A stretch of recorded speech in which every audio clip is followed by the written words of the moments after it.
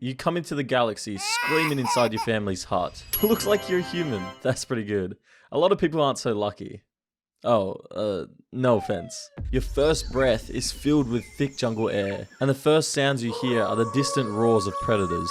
You're born on Haroon Kal, a planet covered in endless, steaming forests where only the strong survive. Your people, the Koronai, live in nomadic camps, never staying in one place for too long. As the natives of this world, they know that to remain still is to become prey. As night falls, warriors take turns standing guard, watching for any signs of movement in the darkness. Even in their sleep, your parents remain alert, their ears straining for the sound of snapping branches or the low rumble of the act pack on the prowl. But the animals are the least of your worries. Most of the native plants on this planet are far more deadly and have evolved to kill just about anything. Even inside your hut, all electronics have been rubbed down with Portac amber to prevent the planet's metal and silicate eating fungi from destroying them. This beautiful jungle you're in, as well as every other living thing on this planet, sits on the Coronal Highland, a continent-sized landmass that extends high into the planet's atmosphere. You see, 3/4 of this planet is completely uninhabitable. From space, it looks like it's covered in nothing but oceans. But when you get a little closer, you realize this ocean is in fact a sea of toxic gases, constantly fueled by the planet's volcanic activity down below. Only the highland reaches high enough into the atmosphere to support life. One thing you should know about your tribe is that they do not raise weak children. They can't afford to. You're barely old enough to walk when your training begins. Your father, a hardened warrior, teaches you to track, to move silently, to wield a weapon. Your mother, an expert in local fauna, shows you how to read the jungle and how to sense the danger before it strikes. Even as a young child, you're very aware that life here is unforgiving.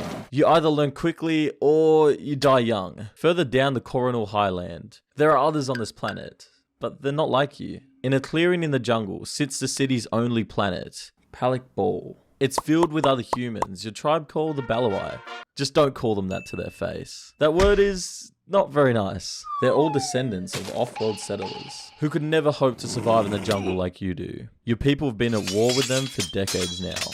Then at 5 years old, it happens. One morning, you hear the entire tribe scrambling outside. You assume it's another attack from the Balawai. But as you step outside, you see Republic ships descend from the sky. You've never seen anything like them. The elders of your jungle gather, their expressions wary. Everyone knows what this means. The Jedi have come to take another child. You see, there's something special about the Koronai. It's the reason they're able to survive in this jungle, to sense danger when it hasn't revealed itself yet, and to hunt with the speed they hunt with. Every single member of your tribe is force sensitive. Thousands of years ago, during the Great Sith War, a starship carrying Jedi Knights crashed on this planet and the Koronai are their descendants. The Jedi step forward in their robes, faces calm, eyes searching. They're not here for just anyone. They are here for you. A Jedi Knight kneels before you. His voice is kind, but his presence is imposing. You are strong in the Force, he says. You have a greater destiny. You don't understand what he means, but your parents do.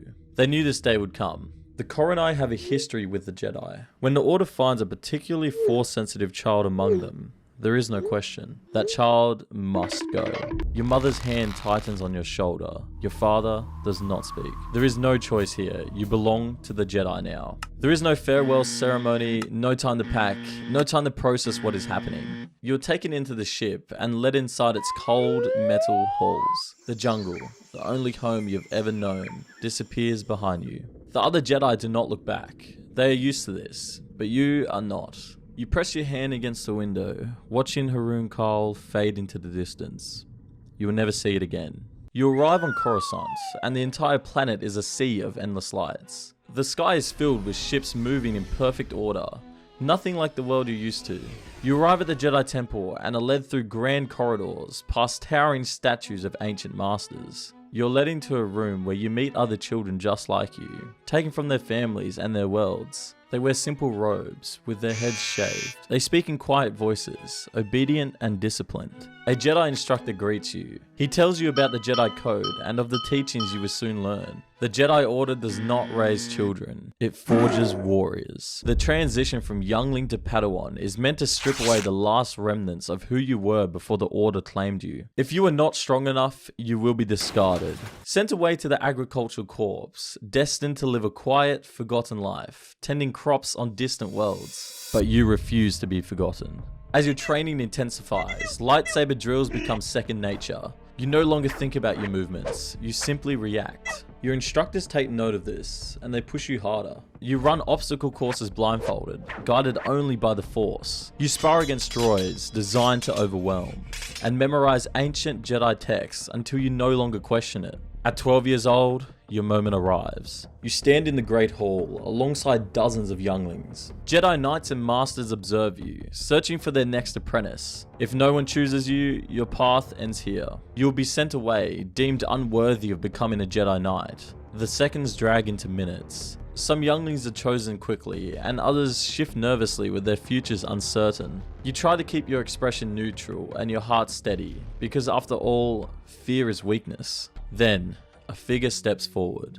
He is a Jedi Knight, not yet a Master, but his presence commands respect. His robe is worn from years in the field, and his eyes are sharp, assessing you for a long moment before nodding. I will take this one. You don't show it, but relief is washed over you, and you bow, accepting your fate. You've been chosen by Jedi Knight Tyron Voss, and are now a Padawan. Your master wastes no time. There are no warm welcomes or gentle introductions. The galaxy is not a kind place, and to bring order to it, you have to be strong. And so, your training becomes brutal. Your first mission comes sooner than expected. A simple diplomatic mission to a war-torn planet. You expect to stand in the background, to observe while your master handles peace negotiations. But, you are wrong.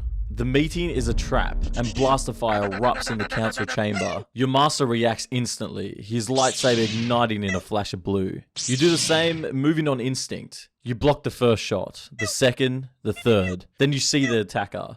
A boy not much older than you, holding a blaster with shaking hands. You hesitate, he fires. Your master moves before you can, and in a single motion, his lightsaber cuts through the boy's weapon and his arm. You stare at him, at the fear in his eyes, at the stump where his arm used to be. Compassion is a virtue, but hesitation will get you killed, your master says. You do not argue, you only nod, but something inside you shifts. Now at 17, you're no longer a child, but you're not yet a knight. Recently you hear whispers in the temple halls, Jedi speaking in hushed tones about the Republic, and about the growing unrest in the Senate. Some question the Order's role in politics, and wonder if the Jedi have lost their way, but your master warns you not to listen. The Jedi serve the Republic. We do not question it. But you do. I mean, how can you not? You were raised to believe that the Jedi bring peace, yet all you've seen is war. You were taught that a Jedi does not strike first, yet your master does not hesitate to cut down those who threaten him. You're supposed to be the guardians of peace, but you've become warriors. Your master noticed you're troubled. You have fought, you have obeyed, you have followed every order, every rule, and yet the Force has never felt so distant. At 18, you are no longer the same Jedi who left Coruscant all those years ago. The weight of everything you've done and what you've allowed to happen gnaws on you. You obeyed, you followed orders, and for what? A republic that grows more corrupt with each passing day? A Jedi Council that refuses to acknowledge the path you've chosen? Then the moment arrives that seals your fate. A new mission. You're given another target. This time, it's not a village, not an enemy base, but a single man. A politician, outspoken against the Republic's growing authoritarianism. The Council believes he is a separatist sympathizer, and that his words are dangerous. The Order has decided he must be eliminated. But you refuse. You know what this is becoming, and you refuse to take part in it. Your master tries to convince you you're making a mistake, but he looks as if he always knew this day would come.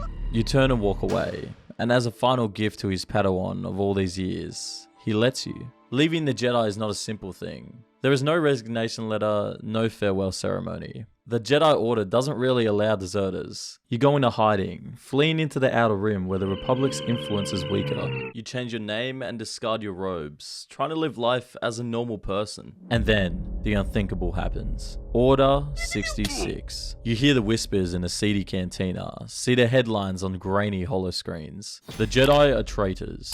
They tried to overthrow the Republic. They have been executed. You feel it in the Force. The deaths, the screams, and the silence that follows.